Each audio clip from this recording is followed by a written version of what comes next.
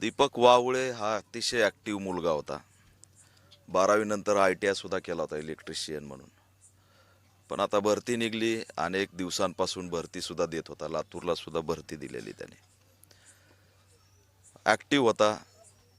त्याने आमच्या माहितीस तो जे 1600 मीटरची जी काही रनिंग होती ती पार केली होती.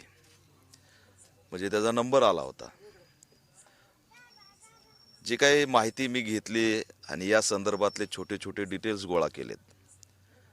आमच्या दीपकचं संस्थात्मक हत्याकांड झालेलं आहे. याला मी मृत्यू मानणार नाही.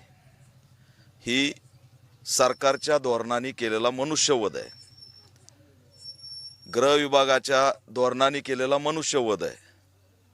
कारण 2024-23च्या नंतर तुम्ही थेट 2026ला भरती काढता. या भरतीमध्ये 174 विद्यार्थी होते आणि पोरं आले तर 12,000 एका जिल्ह्यात. 174 जागा म्हणजे काय तुम्ही थट्टा करताय? आज 2-2, 3-3 वर्ष पोरांनी प्रॅक्टिस करायची आणि तुम्ही जागा काढायच्या 174.